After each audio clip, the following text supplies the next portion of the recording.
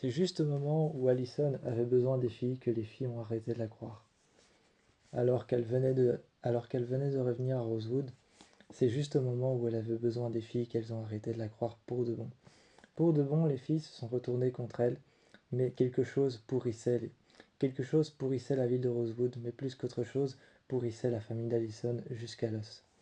Jusqu'à l'os, jusque dans la chair, quelque chose pourrissait la famille d'Allison. Lady Laurentiis était pourrie jusqu'à l'os et pourrie jusqu'à la chair par un secret qui était en train de les ronger. Plusieurs fois le soir, Allison entendait ses parents se disputer à propos de quelque chose et parler d'une fille. Parler d'une fille étrange, celle-ci portait des vêtements qui étaient très similaires à Allison. Lorsqu'elle entendait la description de cette fille, comment est-ce qu'elle était physiquement et même comment est-ce qu'elle était de manière à qu'est-ce qu'elle portait comme vêtements lorsqu'elle est morte, celle-ci lui ressemblait assez fort.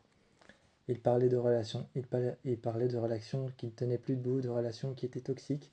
Et Allison, elle, était en train d'écouter chaque chose. Un soir, elle s'est assise par terre près d'une dispute entre sa mère et son père. Elle a allumé, elle a allumé alors, elle a alors allumé quelque chose qu'elle tenait en main, son GSM, un enregistreur qu'elle tenait en main, et elle a commencé à enregistrer tout. Elle a alors rejoint Arya, demandant de l'aide à Arya et demandant de l'aide à Jason qui était en train de l'oppresser.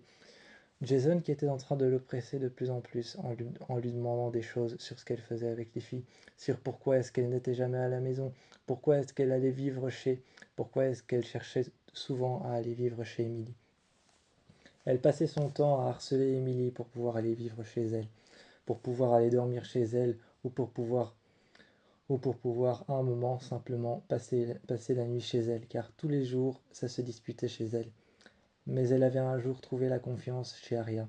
Chez Arya, elle avait trouvé la confiance et lui avait dit: mes parents se disputent toujours à cause d'une fille qui me ressemble.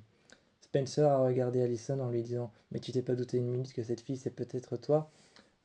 Elle a regardé Spencer en lui disant: mais pourquoi mes parents parleraient de moi en secret?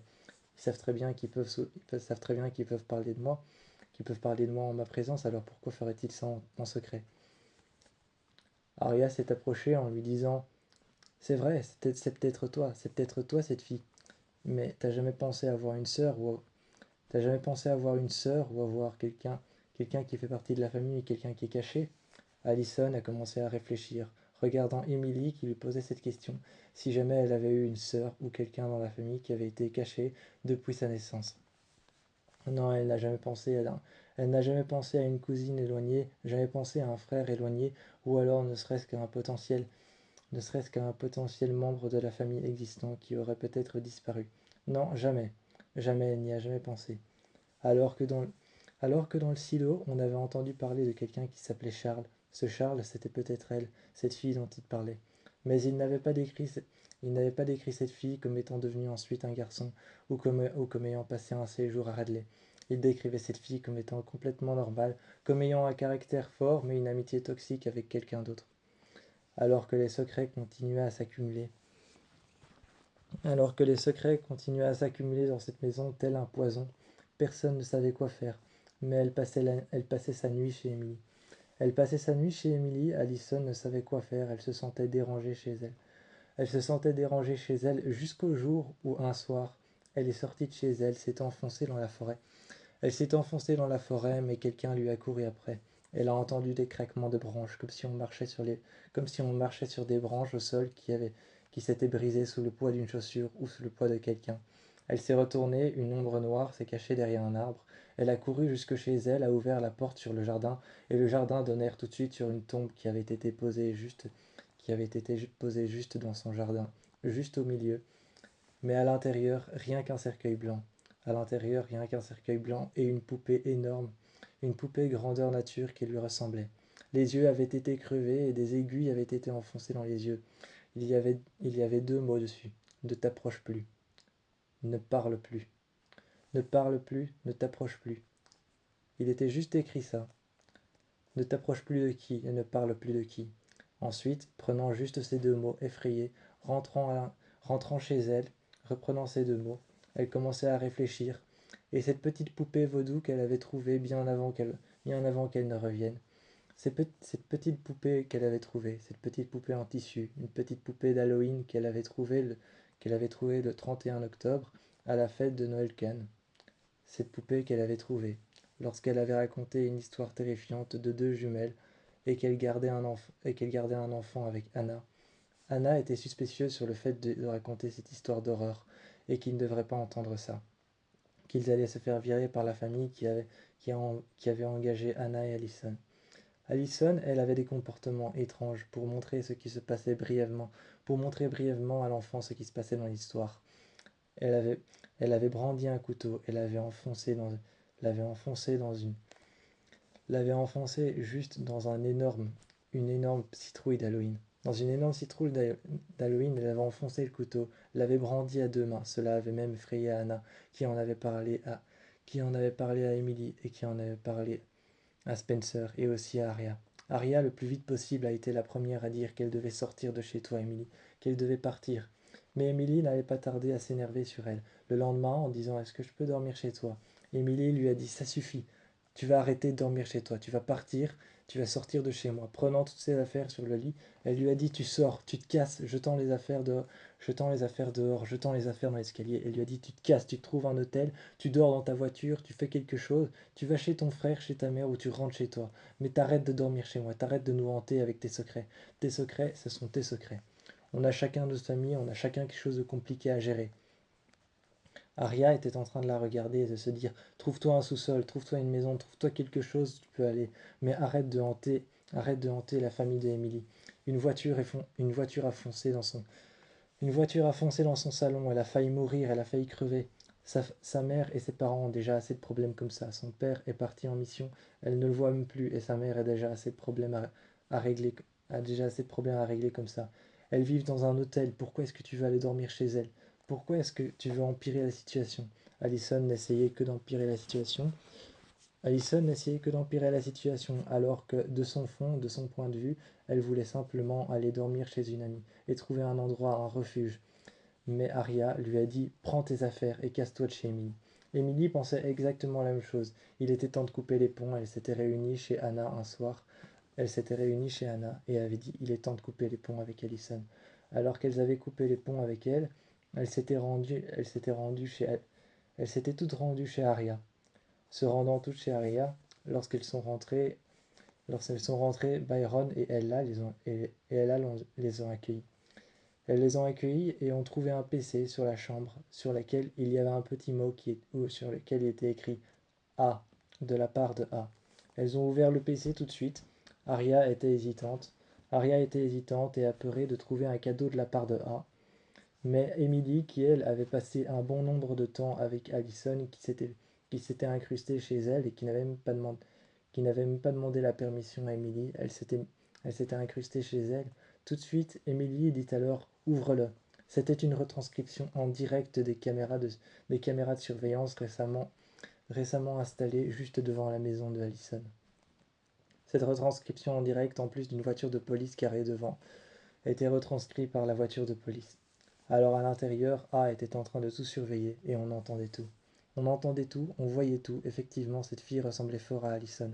Allison était juste en train d'inventer une. Allison n'était que en train d'inventer une sorte d'énorme bobard, une sorte d'énorme mensonge pour pouvoir s'incruster chez les filles et empoisonner chacune de leurs vies de famille. Inventant ce mensonge d'une fille qui existe et qui lui ressemble, c'était un simple mensonge pour s'incruster chez elle et empoisonner la vie de famille de chacun. Mais Arya n'était pas dupe. Émilie encore moins, qui avait passé un bon nombre de temps avec elle et qui avait ses problèmes depuis que la voiture de A et que A s'était écrasée à l'intérieur de son salon. Elle n'était plus dupe et les filles savaient maintenant qu'elle inventait tout, que ses parents ne se disputaient pas. Ses parents parlaient simplement de Sissi, de Charlotte. Ses parents parlaient simplement de Charlotte de Sissi, mais elle l'avait inventée comme étant une autre fille, comme étant peut-être une sœur qu'elle lui avait cachée. Mais Allison n'avait pas de sœur. Elle avait simplement un lien de parenté avec la famille de Spencer. Avec la famille de Spencer, un lien de parenté, et c'est tout. Mais ce lien de parenté, elle l'avait modifié et inventé de manière à pouvoir manipuler la famille d'Arya et manipuler la famille de Spencer, ainsi que la famille de Emily, surtout pour pouvoir s'introduire chez Emily. Ce soir-là, elles l'ont tous regardé. Elles étaient prêtes à lui parler, prêtes à l'attendre, et lorsqu'elle est rentrée, elle est rentrée et arrivée et a dit: Alors les filles, ce soir je vais chez qui? Demandant: Ce soir je vais chez qui? Aria le regardait et lui a dit: Tu vas nulle part. Tu vas nulle part, ma grande. Tu sors et tu te trouves un hôtel, tu te trouves quelque chose, tu vas chercher, tu te trouves quelque chose, tu rentres chez toi, tu rentres chez tes parents. Essayant de provoquer les filles en disant: Mais il parle d'une fille, et si jamais cette fille c'était A? Les deux filles, les deux filles, Spencer et Emily l'ont regardé, inclinant la tête en disant: Tu nous crois si crédule, tu nous crois si bête. Anna a dit: Tu rentres chez toi. T'as assez pourri nos vies depuis le temps. Depuis le temps, t'as assez pourri nos vies. Cet enfant qu'on a gardé à deux, auquel t'as raconté cette histoire terrifiante, tu sais ce qu'il est devenu? Un enfant perturbé. Depuis, il est à Radley. Je suis passé le voir, j'ai été le voir. Cet enfant, c'est devenu un enfant perturbé. Alors maintenant, t'arrêtes. Assez, j'en ai assez que tu pourrisses nos vies comme ça. Aria répéta alors la même chose. C'est vrai qu'elles en avaient assez. Elles en avaient assez toutes les trois qu'elles pourrissent leur vie, simplement à base de mensonges et à base de secrets éhontés qu'elle avait inventés. Elle a inventé chaque fois des ruses ou alors des stratagèmes qu'elle inventait toute seule chez elle. Elle avait un carnet entier qui leur avait été livré par A qu'elles avaient trouvé. Dans ce carnet, ce n'était pas simplement un journal intime comme les autres, c'était un carnet dans lequel elle inventait des histoires qu'elle allait pouvoir ensuite ressortir un petit peu comme une excuse pour pouvoir passer la nuit chez Emily ou alors pour pouvoir parler à Arya, pour pouvoir délivrer des secrets sur elle, faire chanter Arya sur sa relation avec Ezra, ou alors faire chanter Anna sur sa relation avec Caleb. Le PC, c'était peut-être même de sa part encore l'un de ses stratagèmes pour prouver que c'était pas la vérité ce qu'elle racontait, et que le fait que ce soit pas la vérité, c'était un stratagème pour qu'on ait pitié d'elle et qu'on change nos principes, qu'on puisse finir par lui dire: Mais oui, bien sûr, reste chez nous, mais si tu penses que ça a fonctionné comme ça. Arya s'est avancée et lui a dit: On sait que c'est un stratagème, ce PC il vient de toi. Tu es A et tu es la personne qui a essayé de renverser Emily et qui a foncé avec sa voiture en plein milieu de son salon. Tu es cette femme, tu es cette folle alliée encore plus folle que la personne qui a essayé de tuer Mona. Tu es cette folle alliée encore plus jalouse que la personne qui a réussi à combattre Mona à son propre jeu, qui a réussi à reprendre le jeu de A à Mona. T'es tellement jalouse et tellement folle d'elle, t'es tellement jalouse et tellement folle de cette personne que tu connais pas et que tu ne connais que anonymement à travers des messages et des textos et à travers un harcèlement qui ne s'arrête jamais, que t'as essayé de reprendre son jeu et que t'as commencé à jouer avec tes amis. On est tes amis, on n'est pas tes poupées vaudou, on n'est pas tes simples poupées. On est là pour t'aider, on est là pour t'aider. Mais là maintenant c'est fini, tout s'arrête ce soir. Alors qu'elle essayait de se faire pardonner encore, A avait écrit I see you, et surtout je t'écoute et je te vois, je t'entends. Et surtout, A avait écrit à un moment je te comprends sur le dos de la voiture. Anna l'avait remarqué le premier: je te comprends. Qu'est-ce que ça signifie? Je te vois encore, je peux comprendre. A est du genre à écrire ce genre de choses. Je t'observe, je comprends. A est du genre à écrire ce genre de choses. Ou alors je t'écoute aussi, il est du genre, mais je te comprends. Il n'est pas du genre à écrire ça. Il n'est pas du genre à écrire ça. Est-ce que c'est toi qui l'as écrit ou est-ce que tu es du côté de A? Cette fois-ci, c'était la preuve légitime que Allison était du côté de A et avait avancé de fausses vérités pour pouvoir corrompre la vie de famille de chacune d'entre elles et pour pouvoir s'inviter facilement à venir chez elle. Mais Emily, cette fois-ci, avait coupé les ponts pour de bon et l'avait jeté dehors.